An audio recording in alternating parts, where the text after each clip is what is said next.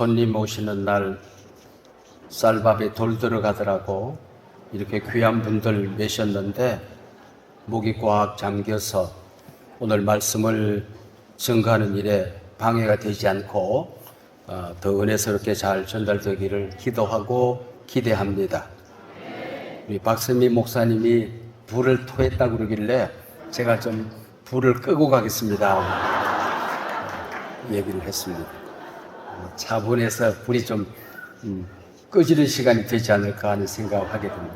홍천에서 우리가 만났을 때에 제가 증거했던 말씀, 그 연장선상 속에서 오늘은 말씀을 아마 증거하게 될 것 같습니다. 천주교에는 네타시오 하는 운동이 있어요. 또 불교에서는 맑고 향기롭게 하는 그런 운동이 있습니다. 우리 개신교에는 그런 운동이 뭐가 없을까 그러다가 제가 오래전에 한 10여 년 전에 CBS 재단 이사장을 하면서 나부터 운동을 시작했습니다. 그래서 이것이 천주교의 네타시오, 불교의 맑고 향기롭게, 그리고 우리 개혁교회, 개신교회에는 나부터 포럼이 자리를 잡고 제가 그 포럼을 섬기고 있습니다.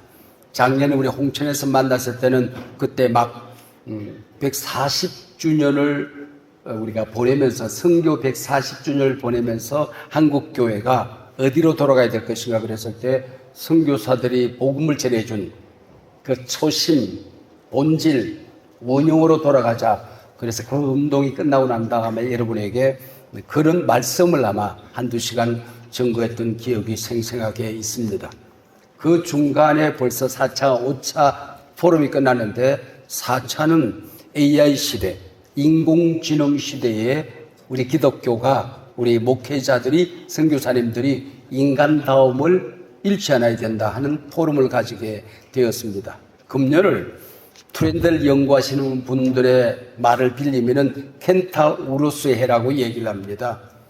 히랍 신화에 나오는 하체는 말이고 상체는 인간인 그 신화적인 인물 아닙니까? 말과 사람이 경기를 하면은 말이 이기지요. 근데 우리 금년부터 이 AI라고 하는 트렌드가 만들어져서 모든 영역을 다 지금 그 AI가 관리하고 있습니다. 우리 기독교도 마찬가지예요. 목사님들 가운데 저희들이 조사해 보니까 AI를 쓰시는 분들이 90%가 훌쩍 넘었었어요. 그 얘기는 안 쓰는 사람이 없다 그런 얘기입니다. 근데 이걸 어떻게 쓸 것인가 우리가 연구를 해야 되거든요. 이게 속도성과 윤리성이 있는데, 속도성은 미국과 중국을 중심으로 빛의 속도로 달려가고 있습니다. 이거는 우리가 통제할 수가 없어요. 이때 우리 기독교는 윤리적인 지침을 만들어서 목회자들이 먼저 AI를 잘 관리해야 이 AGI 시대에, 이 AI가 AI를 만드는, 휴머노이드 로봇이 로봇을 만드는 그런 시대가 왔을 때에 이 지구촌이 특별히 영성적인 관리를 하는, 이 심성을 다루는, 인간관계를 다루는 이 기독교가 이것을 잘 지금 통제해 가면서 갈 수가 있는 거거든요. MIT 공대가 그 AI를 쓰는 그룹과 쓰지 않는 그룹을 가지고 한 6개월 정도 조사하니까 AI의 모든 프로퍼티를 해서 기도문을 쓰고 설교를 쓰고 논문을 쓰는 사람들의 전두엽이 망가지더라 그런 얘기예요. 그래서 얼마 지나지 않아서 이것이 영성적인, 심리적인, 말하자면 인간을 다루는 사람들에게 있어서 대단히 위험한 요소가 지금 작동되고 있고, 우리 목회자들이 기도하고 또 교인들을 부둥켜 안고 몸부림해야 되고 밤잠을 못 자는 고민을 해야 되는 이런 경험들이 사라질 때 경험의 멸종은 곧 기독교의 멸종으로 이어지게 될 수가 있는 겁니다. 경험의 멸종이라는 책이 그것을 경고하고 있는 거거든요. 최근에 나온 AI, 신의 탄생, 여기서도 우리 이런 영성적인 관리를 하는 분들을 대단히 지금 경성을 시키고 있는 그런 시대입니다. 이걸 다루었어요. 그리고 얼마 전에는 이 민법 일부 개정안이 만들어지는 정교 분리, 말하자면은 반사회적인 집단들이 선거철마다 자기들의 방패가 되는 당을 만들어서 접근을 해가지고는 거룩한 봉헌을 가지고 사회 시스템을 망가뜨리고 있다는 겁니다. 그래서 몰표와 방패의 험악한 거래, 이것을 유념하면서 지금 민법 일부 개정, 그래서 이게 종교를 오히려 공격하는, 빈대 잡자고 초가상칸 태우는 이런 잘못된 개정안을 우리가 경고해야 되겠다 해서 헌법 제20조 1항은 종교의 자유입니다. 그러니까 모든 자유 가운데 종교의 자유가 가장 중요하고 우선적이어야 된다. 그리고 제2항을 이거 만든 것이 우리 미 군정과 기독교인데요. 국가 종교는 안 된다. 그리고 정교 분리, 좀 더 정확하게 하면 스테이트, 국가와 종교는 분리되어야 된다. 이것을 헌법에 만들어 놓은 겁니다. 이게 무슨 얘기냐면은 어떤 일이 있어도 종교는 사회로부터, 특별히 정권으로부터, 정당으로부터, 국가로부터 보호받아야 된다는 이 원리입니다. 그리고 이 종교는 이 정치에 지나치게 관여를 해서 이게 모든 사람은 정견이 있어야 되죠. 모든 교회는 정치적이죠. 그러나 이것을 국가 시스템을 흩어뜨리는, 그래서 이런 쪽으로 가서는 안 된다고 하는 것을 우리 미 군정과 헌법을 만들었던 우리 기독교가 이것을 만들어 놓은 겁니다. 국가 종교가 왜 안 되느냐? 313년 콘스탄틴 대제가 기독교를 공인하고 난 다음에 핍박받던 기독교가 군림하는 종교로 바뀌게 된 겁니다. 십자가의 길을 가야 될 종교가 십자군이 되어져 버리는 겁니다. 그랬을 때 1000년 동안 이 천주교회가 국가 종교가 되었을 때에 얼마나 험악하게 타락하는가, 얼마나 잘못된가를 본 겁니다. 고려는 불교에 의하여 세워진 나라입니다. 그때는 장가 가던 때입니다. 무슨 얘기냐면은 남자들이 여자 집안에 들어가서 살던 이 불교가 1000년을 이어오면서 얼마나 국가가 망가지는가 하는 것을 보았습니다. 그래서 태조가 이조를 건국하면서 이 불교를 억불하고 유교를 숭상하는 주자승리학을 받아들이지 않습니까? 주자승리학을 받아들여서 제사 지내는, 그래서 남자 중심의 사회로 만듭니다. 그때부터는 시집 가는 사회가 된 겁니다. 그래서 여자들이 남자 집으로 가는 거예요. 이때부터 여성들의 인권이, 그리고 사대부들이, 양반 가문이 만들어지면서 여성들이 인권이 완전히 망가지는, 어린아이의 인권이 없는 이런 시대를 만들어 놓았단 말이죠. 그래서 일제강점으로 조선이 들어갔지만은 국민들은 나라가 망하는 데 대해서는 가슴을 쓰리고 눈물을 하고 통곡을 했지만은, 그러나 이 사대부가 망하는 일에 있어서는 조금 더 아쉬워하지 않았습니다. 그래서 만들어진 게 이게 상해 임시정부에서는 미국식 대통령 제도, 기독교 성경에 근거한 기독교 국가를 만들기를 원했던 겁니다. 1885년 선교사님들이 들어옵니다. 20년 동안 뿌리를 내리지 못한 상태에서 을사늑약이 1905년에 만들어집니다. 그리고 5년 후에 일제강점으로 1910년 이 나라가 독사의 입으로 빨려 들어가는 어린 개구리 한 마리처럼 숨도 못 쉬고 빨려 들어가 버리는 겁니다. 그 사이에 굉장히 중요한 사건이 일어납니다. 1907년 평양 대부흥 운동입니다. 이것이 일제강점을 이겨내게 만들고 상해 임시정부를 만들고 3.1 운동이 가능하도록 했던 그 근거가 이 성령운동, 여기에서부터 시작이 되어졌던 겁니다. 금년은 아주사 굴이 120주년 아닙니까? 대부흥 120주년입니다. 그리고 내년에는 평양 대부흥 120주년입니다. 이것이 바로 선교사님들이 와서 이 나라를 만들기 시작했던 그 근거가 되는 겁니다. 여러분, 대한민국이라는 나라는, 한국이라는 나라는 이게 불교나 유교나 우리나라 양반 가문들이 만든 것이 아니고 선교사님들이 만든 나라입니다. 한국이라는 나라는 선교사님들이 와서 제일 먼저 했던 일이 보니까 미신으로 우글거리는 잘못된 종교로 가득 찬 이 나라를 본 겁니다. 콜레라가 걸렸는데 집집마다 대문에다가 고양이 그림을 갖다 붙여놨어요. 왜 그러냐 그랬더니 콜레라가 쥐 귀신이라는 겁니다. 그래서 무당들이 집집마다 고양이 그림을 그려놓으면은 이 쥐 귀신이 못 들어온다고 생각합니다. 그래서 선교사님들이 이게 아니다. 이것은 세균에 의한 것이니까 손을 씻어라, 음식을 익혀 먹어라, 사람 만나는 일을 자제해라. 그 콜레라 현장으로 달려 들어가서 사람을 고쳤던 게 선교사님들 아닙니까? 그래서 병원을 세우게 되고 갑심정절이 일어나서 그 황후의 사랑을 받던 민용환이 13번이나 칼에 찔리는 어마어마한 상처를 입습니다. 이때 알렌이 수술을 해서 이 사람을 살려내는 걸 보면서 만들어졌던 게 우리 바로 제중원, 광해원 아닙니까? 그러면서 의료 선교부터 시작을 합니다. 보니까 사람들이 한문이 아니면은 교육을 못 받는 그런 시대가 된 겁니다. 그들이 말하는 언문, 바로 한글을 서먹고 죽었고 사라졌던 이 모든 것을 찾아내는 걸 선교사님들이 하는 것 아닙니까? 그래서 사라졌던 한글을 찾아내는 게 선교사님들이 하는 겁니다. 문법을 만듭니다. 헐버트가 띄워쓰기를 만듭니다. 그 한글로 성경을 만듭니다. 성경을 만듭니다. 그래서 제일 먼저 했던 게 성서공예와 기독교 서회로 이 한글로 만드는 책을 통해서 이 나라를 깨우치게 되는 겁니다. 그리고 보니까 사람들이 교육을 받아야 되겠다고 생각해서 사대부들을, 양반 가문들을 모아놓고 교육을 세우는 게 아닙니다. 언더우드는 거지들을 모아서, 거아들을 모아서 길거리에 깡통 들고 밥 얻어먹는 애들을 모아서 고아원을 세우고 그 고아원을 학교로 만듭니다. 이게 경신학교입니다. 새로운 것을 깨달아라. 세상이 달라지고 있다. 이 나라가 달라지고 있다. 이게 경신학교입니다. 그리고 식물을 만드는 것은 재배다. 사람을 키우는 것은 배제다.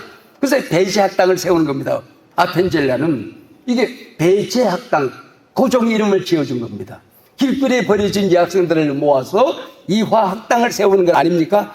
백꽃같이 아름다운 여성의지, 너희들은 동물 취급받고 남편들이 노름을 하다가 자기 아내를 담보로 하는, 정으로 팔아먹는 이런 사람이 아니다. 그래도 좋은 존재가 아니다 하는 것을 깨우치게 한 것입니다. 이게 바로 이화학당입니다. 그러면서 교회를 세웁니다. 이 교회를 세우는 게 바로 이 병원을 세우고 학교를 세우고 교회를 세우는 게 선교사님들이 나라를 세우기 위해서는, 한국이라는 나라를 만들기 위해서는 바로 이 세 가지가 써야 된다. 그래서 정동의 한계에 갇혀있던 일제와 그리고 우리 조선은 선교사님들을 정동을 벗어나지 못하게 만들었습니다.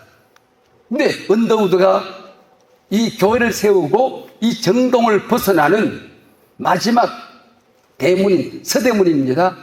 돈의 문입니다. 돈의 문. 이 돈의 문을 보통 일반인들은 뭐라고 보는 거예요? 새 문, 새로운 문. 이 사대문 가운데도 가장 마지막에 세워진 돈의 문 안쪽으로 무조건 밀고 들어가야 된다. 우리는 어떤 일이 있어도 이 백성이 있는 사대문 안으로 들어가서 이 나라를 변화시켜야 된다. 그래서 돈의 문 안쪽에 있는 세문 안쪽에 교회를 세웠다고 그래서 세문안교회입니다. 세문안교회. 이 세문안교회라고 하는 것은 바로 이 백성들에게 이 사대문 안으로 들어가서 이 백성들을 깨우쳐서 이 백성들에게 복음을 전해서 대한제국, 대한민국의 나라를 세우겠다. 그게 바로 세문안교회가 되는 것입니다.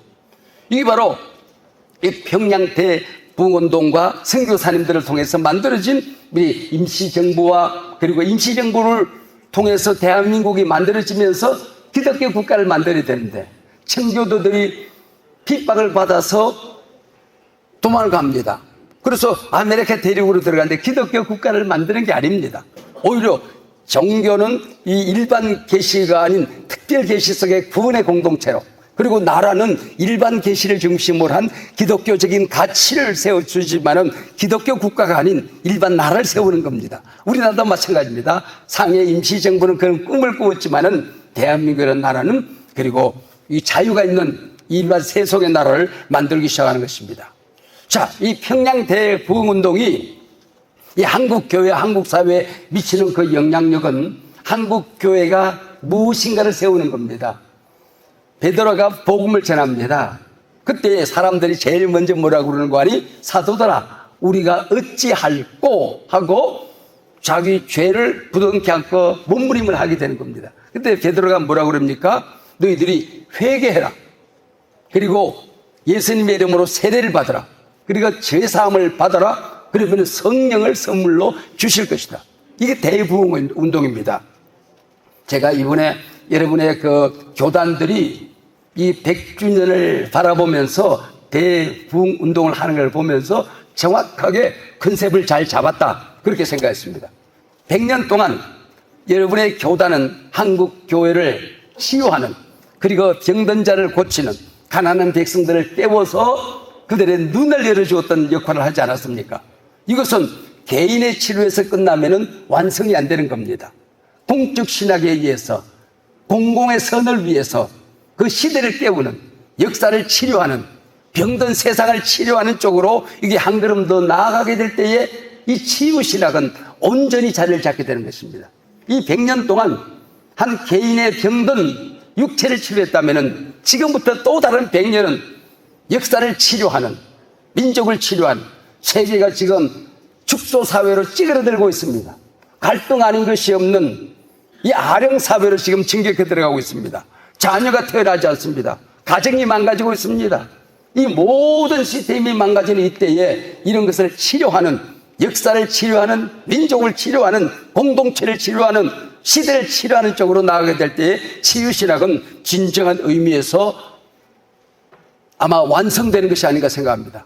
이 평양에서 대부흥 운동이 일어났을 때 찰스턴 선교사님이 저녁 집회에서 외칩니다. 지금 전 세계에서 성령이 동시다발적으로 역사하고 있다.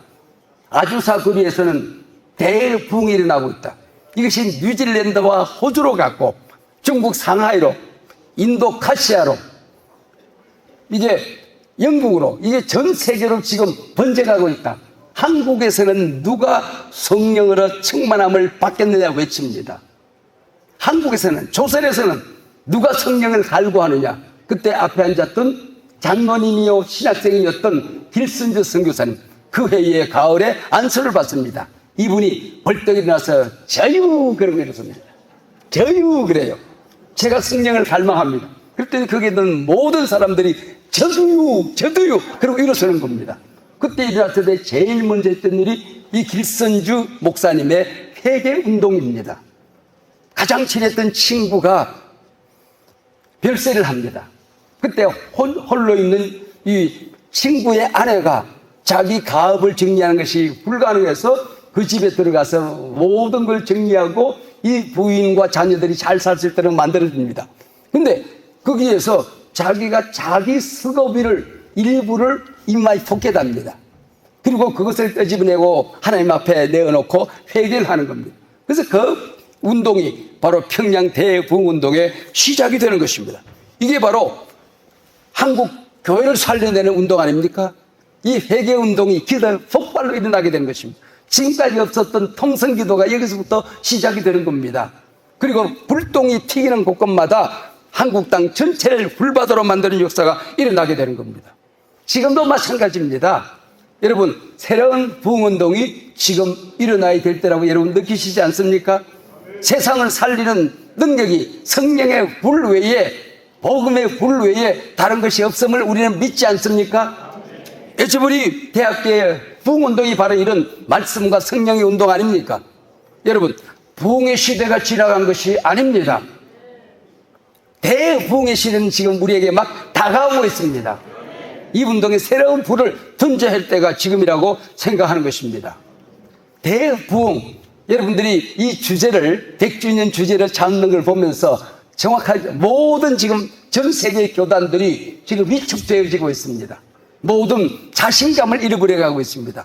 이때에 다시 붙들어야 될 때가 있다고 한다면 대부흥이라고 저는 믿습니다. 하나님의 말씀이라고 믿습니다. 성령님이라고 믿습니다. 저는 시골 고등학교를 졸업했습니다. 기독교 학교입니다. 이사장님이 원경선 이사장님입니다. 풀모은의 창설자입니다. 이분이 제가 신학교 처음에 들어갔을 때에 이 책 풀 시간에 와서 전했던 말씀, 그 말씀이 지금까지 50수년이 지나가고 60년이 다 돼가고 있는데 그때 들은 말씀이 내 생의 양식이 되고 있습니다. 제 목회의 기초가 되고 있습니다. 얘들아, 성경은 구약이라는 성경이 있고 신약이라는 성경이 있단다. 구약이 뭔지 아니? 할머니가 아기 낳았다 그거야. 아브라함의 사례가 왕경된 다음에 아기 낳은 게 이게 구약 이야기야. 신약은 뭔지 아니? 처녀가 아기 낳았다는 얘기야. 사내를 알지 못하는 마리아가 아기를 낳은 얘기가 신약이란다. 근데 이거보다 더 어려운 게 뭔지 아니? 사람이 변화되는 거란다. 천지 창조를 하나님께서 6일 동안에 끝내버렸어. 일주일 만에 끝냈는데 하루는 또 안식하고 쉬었단다. 근데 한 사람을 구원하고 변화시키는 데는 만세전의 예정을 하셔야 돼. 독생자 예수님이 이 땅에 오셔서 피 흘리고 돌아가셔야 돼. 복음을 전하는 선교사들과 전도자들이 있어야 돼. 성령이 친히 임하여서 그 사람을 계속 죽을 때까지 따라다니면서 그 사람을 변화시켜도 변화된 똥말똥 똥이 두 개가 왔다 갔다 한단다. 사람이 구원받는 게 이렇게 어려운 거야. 사람의 변화는 이렇게 어려운 것이란다. 그런데 예수를 믿으면은, 예수님을 만나면은, 하나님을 만나면은 너희 생애에 이 처녀가 아기 낳는, 할머니가 아기 낳는 불가능한 일들이 너희들 가운데 일어나게 된단다. 그래서 우리가 지금 이 살고 있는 시대는 이 하나님이, 성령님이, 예수님이 역사하는데 너희들이 이 학교 있는 동안에 예수를 만나야 돼. 성령님을, 이 하나님의 말씀을 만나게 됐을 때에 너희들 시대의 위대한 일들이, 불가능한 일들이 가능해진단다. 안 되는 일들이 되게 된단다. 끊어진 다리가 너희 인생에 만들어지게 된단다. 길이 없는 가난한 사람들 가운데 시온의 대로가 만들어진단다. 여기 있는 동안에 하나님을 만나기를 바란다, 그 얘기입니다. 무식한 귀신은 부적도 몰라보더라고. 이 성령 시대를 살면서 성령을 모르면 우리가 어떻게 교회를 섬기고 세상을 변화시키면서 살 수 있겠냐, 그런 얘기입니다. 저는 하나님의 말씀을 읽다가 요한복음 14장 12절이 제 인생을 또 변화시켰습니다. 진실로 진실로 내가 너희에게 이르노니 나를 믿는 자는 내가 했던 일을 그도 할 것이요 그보다 더 큰 일도 하리라는 이 말씀이 저는 믿겨지지가 않아서, 내가 어떻게 예수님이 하셨던 일을 감당하지? 예수님이 하셨던 일보다도 더 위대한 일을 내가 할 수 있지? 이 불가능한 일들이 어떻게 가능해질까? 그 다음 주에 읽어보니까 예수님의 이름이 이것을 가능하게 하더라, 그런 얘기입니다. 지금까지는 너희들이 내 이름으로 아무것도 구하지 않았다. 그러나 너희들이 예수님을 만나고 예수 이름의 능력을 경험하게 되면은 너희들 가운데 이런 일이 일어난다, 그 얘기 아닙니까? 기독교가 뭡니까? 기독교는 앞을 봐도 예수입니다. 뒤를 봐도 예수입니다. 좌측에서 봐도 예수입니다. 우측에서 봐도 예수입니다. 위에서 내려다 봐도 예수입니다. 밑에서 올려다 봐도 예수입니다. 천국에서 너 어떻게 여기까지 오게 됐니? 예수. 그럼 다 맞는 겁니다. 내가 목회를 어떻게 했니? 예수. 천국 앞에서 시험을 쳐서 80점 이상 맞아야 천국 문이 열린다고 하면 모든 문제에 예수라고 쓰세요. 90점 이상 맞습니다. 이게 기독교가 되는 겁니다. 그 다음에 이어지는 말씀이, 내가 너희들을 이 땅에 두고 내가 성천하여 아버지께로 가는 게 너희들이 유익하단다. 왜인지 아니? 보혜사 성령이 오셔서 너희들과 평생을 함께하기 때문이다, 그 얘기입니다. 이 보혜사 성령, 저는 이 말이 굉장히 어려웠어요. 이 보혜사란 말이 일반 신문 같은 데 안 나오거든. 소설에 안 나오거든. 연속극에 안 나와. 라디오 방송에 안 나와. 근데 교회 가면은 보혜사 성령이 계시대. 이 보혜사가 뭘까? 그랬을 때에 제가 고등학교 다니면서 애국가를 만든 이 애국가 가사에 대한 설명을 들었어요. 그때는 처음에는 안익태 선생이 만든 동해물과 백두산이가 아닙니다. 동해물과 백두산이 마르고 닳도록 하나님이 보호하사, 그렇게 되거든요. 저는 보호하사란 말을 그때는 뭐라고 배우냐면은, 제가 혼자 생각했냐면 하나님이 나를 보호하신다는 고로 생각했어요. 고 정도로. 근데 보호하사거든. 보호는 하나님께서 당신의 백성들에게 내려주시는 가장 고귀한 선물이라는 뜻입니다. 우리가 말하면 은혜라는 뜻이에요. 은총이라는 뜻입니다. 바로 이 은총을, 하나님의 가장 고귀한 선물인 은혜를 하사 내려주신다, 그 얘기입니다. 여러분, 전 세계 국가에 하나님이 보호하사 은혜를 내려주시어 자기 백성을 삼으셨다는 이 어마어마한 가사가 전 세계 어느 나라에 있습니까? 하나님이 이 백성을 휴전, 조선 선택하셔서 당신의 백성 삼으신 것입니다. 이건 제 얘기가 아니라 연세대학교 교회학 교수이신 백낙준 선생의 말입니다. 하나님은 마지막 때에 당신의 백성 삼으시기 위하여, 이 백성을 통하여 전 세계 열방을 바꾸시기 위하여 하나님께서는 이 백성을 당신의 백성으로 삼으셨다는 것입니다. 5천년 역사 가운데 가장 암울했던 때에, 길이 없었던 때에, 가장 어두웠던 때에, 미래가 전혀 보이지 않던 시대에 하나님께서 선교사님들을 보내주셔서 이 땅에 복음을 전하고 이 백성을 당신의 백성 삼으셔서 보호하사 은혜를 내려주시어 세계 열방을 변화시키는 가장 위대한 기독교 국가로, 가장 위대한 교회로 이 백성을 삼으셨습니다. 할렐루야. 저는 어릴 때에 이 보호하사란 말에 대해서 저는 뼈저리게 느낀 또 다른 사건이 있습니다. 저는 저희 아버지가 인천 상륙작전에 출전하셨다가 적탄에 맞아 병원에 계시는 동안에 제가 태어나고 아버지는 제 어린 나이에 일찍 별세하셨습니다. 어머니가 30살에 청상이 되셔서 똥장군을 짊어지면서 아버지가 나이가 농사를 짓고 빚을 갚으면서 사셨습니다. 그러니까 뭐 농사 짓는 게 한계가 있으니까 서박밭, 참외밭 이런 게 없었어요. 근데 저는 걱정하지 않습니다. 왜? 낮에는 서박밭 주인 거지만 밤에는 내 거야. 참외밭이 없었어요. 걱정하지 않습니다. 낮에는 주인 거지만 밤에는 내 겁니다. 저 지금 복숭아 나무가 한 그루도 없었어요. 근데 복숭아가 밤에는 내 거예요. 밤에 내가 따먹고 그 다음날 우리 어머니가 무너지고 그러고 살았어요. 그러니까 하도 개구진 짓을 많이 하니까 낮에는 주먹쥐고 싸우고 밤에는 어머니가 농사 짓고 돌아오셔서 그 집에 가서 빌고 그러고 살았어요. 그러니까 우리 할머니가 뭐라 그러는가 하니, 너 그렇게 못된 짓 하면 너희 엄마 시집 간다고 그러더라고요. 와, 그러니까 얼마나 아찔한지, 어머니 없는 세상에 내가 어떻게 살겠나. 그래서 어머니가 잠들 때까지 나는 허렁불 켜놓고 공부를 했어요. 그러니까 어머니 자기 전에 난 잠이 안 드는 겁니다. 그래 공부를 잘했어요. 공부를 잘하고 싶어 잘한 게 아니에요. 어머니 시집 갈까 싶어서 공부를 잘한 거예요. 그래서 어머니가 잠들면은 내 허리 떼하고 그때는 그냥 끈 하나입니다. 그리고 어머니 치마 끈하고 묶어놓고 잠을 자는 거예요. 그 어머니가 일어나시면 끈이 묶여져 있거든.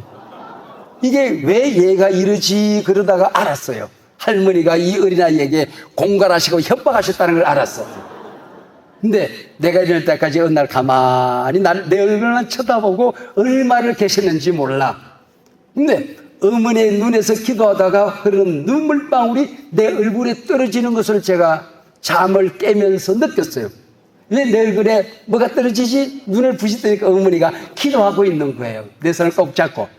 내가 잠을 깨니까 내가 일어나니까 나를 꼭 껴안고 등을 이렇게 쓰다듬어요. 그때는 이게 내복 안으로 엄마 손에 들어와 쓰다듬으면 굉장히 시원했습니다. 그때는 이가 참 많았어요. 그 쓰다듬다 보면 어머니가 이 잡아가지고 뚝 주르고 또 기도하고 또 쓰다듬다가 이 잡아 뚝 하고, 이게 쓰다듬다가 내가 일어나니까 나를 꼭 껴안고 어머니가 조용히 하셨던 말씀이 있어요. 엄마, 내 새끼 두고 어디 안 가? 엄마, 내 새끼 두고 어디 안 가? 엄마 진짜지? 엄마 진짜지? 엄마 진짜지? 나하고 사는 거지? 그럼 엄마 내 새끼 두고 어디 안 가? 나는 그 말씀이 우리 엄마의 말로 지금까지 남아있지를 않아요. 하나님의 말씀으로 남아있어요. 우리 하나님이 나를 구원하셨으면 내게 성령을 보내주셔서 예수가 그리스도라고 믿어지게 했던 겁니다. 이 세상에 고난이 있고 힘든 일이 있고 어려운 일이 있어도 내 인생에 막다른 골목에 부딪혀도 보혜사 성령이 나와 함께 하셨던 것을, 이것은 나의 간증이요, 이건 나의 고백입니다. 성령이 나와 함께 하셨습니다. 우리 엄마는 내 새끼 두고 어디 안 간다고 그러더니 어디 가셨어. 저 나라에 가셨어. 근데 성령님은 나를 지금도 어려울 때마다, 힘들 때마다, 아무도 내 진심을 믿어주지 않을 때마다 나는 성령님에게 기도하면 성령님이 나와 함께 하십니다. 저는 기도합니다. 성령님, 이 세상 모든 것을 내가 사랑하지만은 성령님을 사랑합니다. 이 세상에 내가 원하고 갈망하고 기대하는 것이 많이 있지만은 성령님을 갈망합니다. 성령님이 나와 함께 하실 때에 내게 어려운 일들이 사라집니다. 아픈 것이 고쳐집니다. 안 되는 일이 됩니다. 불가능한 일들이 가능해집니다. 성령님의 역사를 제한하지 않습니다. 이 고백을 하면서 살아가게 되는 겁니다. 우리 한국교회에 위기 많은 위기가 있지만은 교인의 숫자가 감소되어졌다고 복음의 능력이 감소된 것 아닙니다. 성령의 능력이 감소된 것 아닙니다. 가장 큰 위기는 성령을 버린 위기입니다. 본질을 잃어버린 위기입니다. 삼손이 혼자 사사로서 나라를 구원하고 있을 때에 비극적인 기록이 16장 20절에 나옵니다. 삼손이 여호와께서 삼손을 떠난 줄을 알지 못하더라. 여러분, 이 세상에 어떤 위기가 있어도 우리 한국교회와 성령님이 함께 하시면은, 예수님이 함께 하시면은 위기가 아니라 기회입니다. 절망이 아니라 희망입니다. 낙심이 아니라 새로운 도전입니다. 여러분, 위기는 성령을 잃어버린 위기가 되는 것입니다. 어떤 분이 고기를 잡아요. 근데 낚시를 드는 거 고기를 잡는데 고기가 이만 자를 가지고 이렇게 보고 크면은 버리고 그 자보다도 조금 작으면은 바구니에 담아요. 옆에 있던 낚시꾼이 왜 큰 거는 버리고 작은 것만 담아요? 그랬더니 우리 집에 후라이팬이 30cm라서 30cm보다 큰 거는 버린다고 그러더랍니다. 지금까지 여러분과 함께 하셨던 이 성령님을 그 크기가 30cm라고 할지라도 여러분 1m, 2m, 1kg의 성령님을 기대하시길 바랍니다. 믿으시기 바랍니다. 고이라는 관상가 있지 않습니까? 어항 속에서는 5cm 이상 자라지 않습니다. 연못에 던지면 한 뼘 25cm 자랍니다. 출렁이는 강물 속에 던지면은 이게 1m가 더 커지는 게 고이라고 하는 이 관상어입니다. 여러분의 교단의 대부흥으로 성령을 인정하고 갈망함으로 여러분들이 어항이 아니라 한국교회의 연못이 아니라 세계를 출렁이는 강물이 될 때에 1m의 고이가 여러분들과 함께 출렁이게 될 것입니다. 여러분의 능력이 1km, 2km 달려가는 위대한 여러분의 능력이 될 줄로 믿습니다. 이 성령에 대한 대로 제가 50권쯤 책을 쓰고 지금도 이제 책을 쓰고 있습니다만은 첫 번째 책은 축제가 있는 교회에 가서 복음의 능력에 관한 책을 썼습니다. 50번째 책은 성령을 받으라는 여러분이 써야 될 책을 제가 주제넘게 제가 썼습니다. 이 성령을 받으라는 책을 제가 썼는데 이걸 쓰면서 이 사역자들에게 주는 은혜, 내가 목회자로서 받았던 은혜, 또 선교사님들이 선교 현장으로 새롭게 또 달려가야 될 때에 받아야 될 성령의 이 임재 사건입니다. 성경은 많은 성령에 관한 명사와 동사들이 있지만은 이 사역자들에게 주는 은혜는 성령의 기름을 부어주신다, 그런 뜻이에요. 여러분, 예수 그리스도, 예수님은 그분의 고유한 일이지만 그리스도는 그분의 사역과 관계된 거 아닙니까? 기름 부음을 받으신 분, 그게 그리스도 메시아 아닙니까? 우리가 하나님의 일을 하게 될 때에 기름 부음을 받는다, 이게 얼마나 위대한 일인지 모릅니다. 사무엘이 어린 다윗에게 왕의 기름을 붓습니다. 이게 아무도 믿지 않을 때에 사무엘이 어린 다윗에게 기름을 부었더니 여호와의 영이 그때부터 다윗과 함께 하더라 그랬어요. 임금이, 한나라 임금이 귀신이 들렸어요.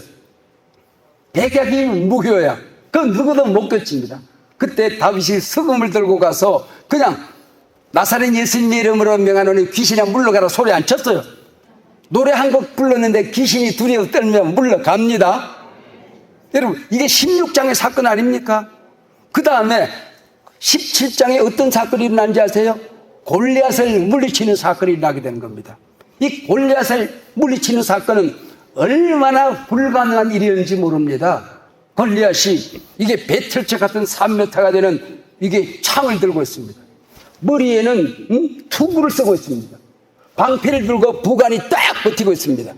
갑옷인 어린 갑옷, 말하자면 철을 잘라서 출렁출렁해서 도란이라 화살이라 총알도 뚫고 갈 수 없는 완벽하게 무장된 골리앗입니다. 키가 3m에 달하는 이 어마어마한 장수입니다. 그게 사울과 장사병들 장군들이 감히 도전하겠다고 나서지 못합니다. 그때 당돌하게 다윗이 나서는 겁니다. 여러분, 이게 뭐예요? 이미 성령의 사람입니다.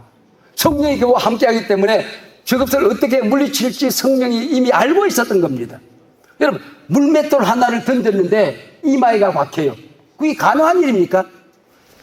도구를 쓰고 있는데, 어린 갑옷을, 빛날 갑옷을 입고 있는데, 부관이 큰 방패를 들고 있는데 어떻게 돌 하나 던져서 이마에 박힙니까? 이마가 없어요. 이미 투구를 쓰고 있다고요. 근데 그 유대 랍비들이 그런 얘기를 합니다. 이게 어떻게 가능할까 그랬을 때에 하도 꼬만 녀석이 나오니까 기가 차니까, 야 이놈아, 네가 나를 동네 강아지 새끼로 하느냐, 이 새끼 녀석, 내가 너를 공중에 집어던져 독들이 밥이 되겠지 막 이러면, 그때 공중에 그때 투가 획폭해진 거예요. 근데 다윗이 돌판을 들고 돌리는데 부관이 마침 방패를 내려놓고 투구 주스로 간 사이에 이게 던지니까 이게 방패가 소용이 없는 거예요. 그리고 이게 투가 벗겨지는 여기 가서 돌이 가서 박힌 거예요. 이게 다윗이 돌 던진 게 아니에요. 성령이 돌에 임하여서 역사하기 시작합니다. 육조 우순으로 M16처럼 이렇게 돌기 시작하는 거야. 왱 탁 가서 박힌 거예요. 성령이 마친 겁니다. 이게 여러분, 이게 다윗에게 왕적인 권세가 임하게 될 때에 골리앗을 물리치는 겁니다. 우리는 17장을 16장과 띄어넣고 해석을 하면 해석이 안 됩니다. 이걸 기가 막히게 아이들에게 동화를 해도 연결이 안 돼요. 16장에 성령의 기름을 부었을 때에 일어나는 첫 번째 사건이 골리앗을 물리치는 사건이고, 이 사울 임금의 귀신을 쫓아내는 역할을 하는 것입니다. 이게 성령의 임재입니다. 선교지로 갔을 때에 이 성령의 기름 부으심, 왕적인 권세, 물적인 권세, 그 나라의 어떤 귀신들로 결박하는, 예수 그리스도의 이름으로 결박하는 이 왕적인 권위가 여러분에게 나타나야 됩니다. 나타납니다. 나타났습니다. 더 크게 일어날 것입니다. 이게 성령의 기름 부으심이라고 하는 거죠. 두 번째는 이 아론과 그 자녀들에게 제사장의 기름을 붓습니다. 그게 될 때 구별된 겁니다. 여러분, 제사장의 기름 부음을 받게 되면은 내가 잠자는 거, 밥 먹는 거, 말하는 거, 일하는 거, 사람을 만나는 거, 고생하는 것, 눈물을 흘리는 것, 모든 곳에 구별된 역사가 일어나게 되는 것입니다. 구별된 사역입니다. 내가 무슨 일을 하든지 간에 성령의 기름 부음을 받았을 때는 내가 들고 있는 것은 마른 막대기지만은 그게 싹이 나게 되는 것입니다. 죽은 것들이 살아나게 되는 것입니다. 불가능한 일들이 가능해지게 되는 것입니다. 이게 제사장으로서의 기름 부음을 받을 때 왕같은 제사장이 되는 것입니다. 이게 얼마나 어마어마한 사역입니까, 여러분? 내가 그냥 성교비 받아서 나가는 우리 목회의 많은 사역 가운데 하나가 아닙니다.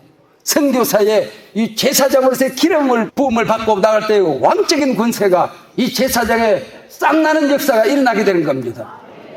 세 번째는 엘리야가 엘리사에게 기름을 붓습니다. 50명의 다른 제자들은 자기에게 스승의 기름 부으심이 자기에 있다는 것을 믿지를 않았어요. 스승이 걸어가는데 언덕 위에서 스승의 마지막 행진을 지켜보고 있었습니다. 돌아가라 아무리 돌아가라 할지라도 이 엘리사는 끝까지 따라갑니다. 그리고 마지막에 성천한 장면을 만나게 되고 두루마기가 벗겨져서 엘리사에게 임하게 되는 것입니다. 그동안 이 위중한 시대에 엘리야가 부성적인 사역을 했다면 엘리사는 모성적인 사역, 큰 역사를 변화시키는 사역을 엘리야가 하고 승천하고 난 다음에는 엘리사는 이 섬세하게 백성들을 어루만지는 어머니의 사역을 감당하게 되는 것입니다. 우리가 여러분 제사장의 기름 부으심과 예언자의 기름 부으심을 받는 게 뭘 의미하는 것입니까? 예언이 뭡니까? 여러분 예언은 우리가 흔히 미래를 미리 알아맞추는 점쟁이 같은 은사라고 생각합니다. 그러나 신약에 그 예언이 미래를 얘기하기도 합니다. 그러나 엄격하게 신구약 성경의 예언은 맡을 예자를 쓰는 것입니다. 여러분에게 그 나라를 변화시키는 하나님의 말씀을 여러분에게 맡기신 것입니다. 지금 병든자가 있으면 손을 언전적 나으리라. 이 사람을 치료하는 권세가 내게 임하게 되는 것입니다. 내가 말하는 것에 성령이 보증을 하게 되는 것입니다. 인을 주게 되는 것입니다. 책임을 져주는 사역을 말하는 것입니다.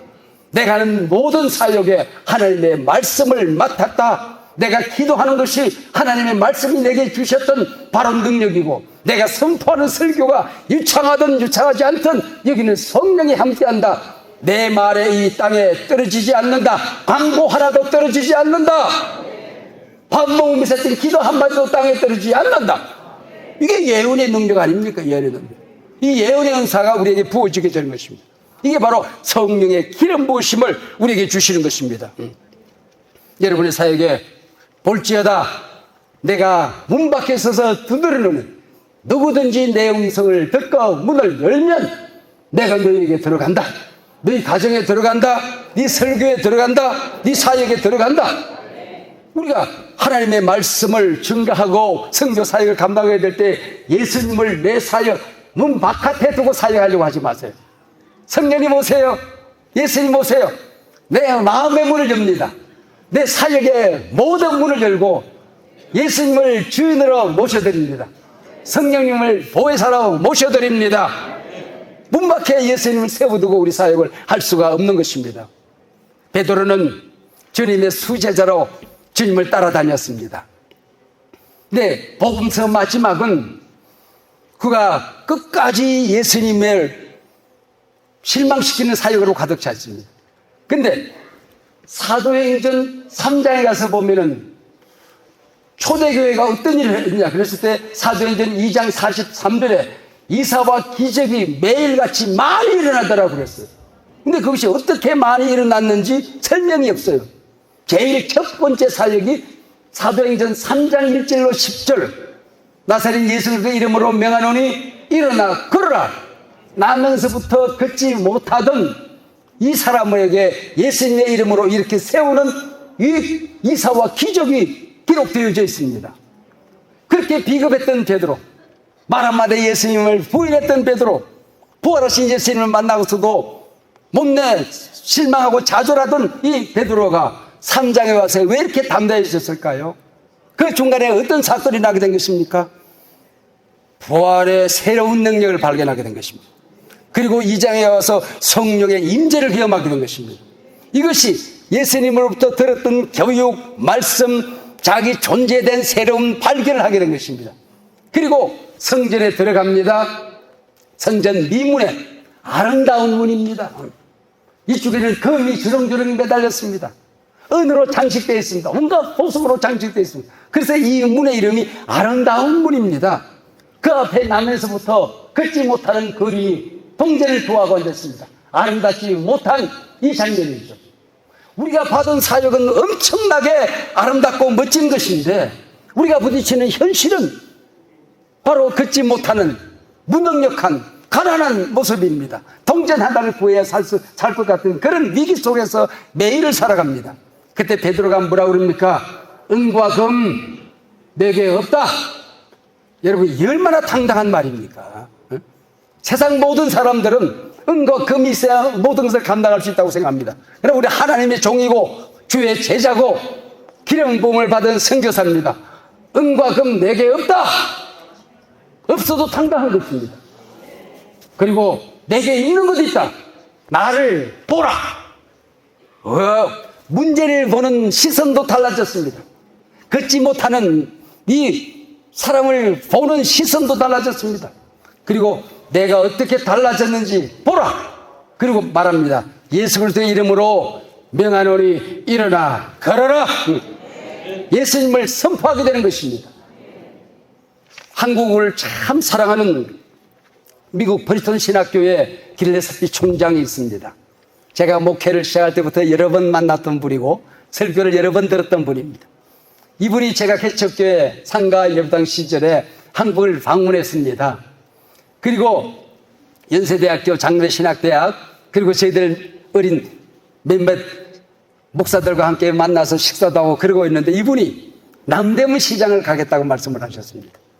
남대문 시장에 갔을 때에 거기에 고무판 속에 타이어 하나를 깔고 앉아서 손으로 바닥을 쓸고 다니는 한 거린이 있었습니다.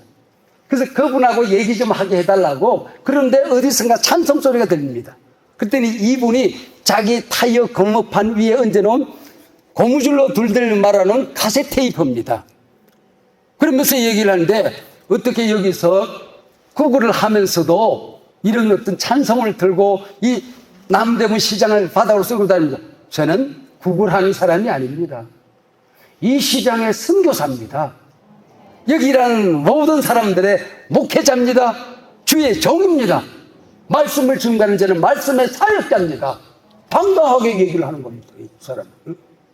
그리고 자기 자신이 얼마나 하는 일에 얼마나 대단한 자부심을 가지고 이 일을 하는지 얘기를 하다가 이분의 손을 잡고 이 통역자와 함께 눈물을 출혈 합니다. 돌아가서 브리스톤 신학대학에 졸업식 훈화를 합니다. 한국에 갔다가 졸업식을 치러야 되는데 미리 준비한 원고를 찢어버립니다. 그리고 그가 했던 것은 남대문 시장에서 만났던 이 선교사 얘기를, 목회자 얘기를 합니다. 우리는 두 다리가 없어도 주의 종으로 살 수 있습니다. 우리는 돈이 없어도 능력 있는 사역을 감당할 수 있습니다. 우리의 환경이 아무리 열악해도 기죽지 않고 당당하게 우리는 살아갈 수 있습니다. 그 훈화가 그 이후에 내가 했던 설교 가운데에 가장 위대한 설교를 할 수 있었던 것은 그 남대문 시장에 그분으로부터 받았던 영감 때문이라고 그는 고백을 하게 된 것입니다.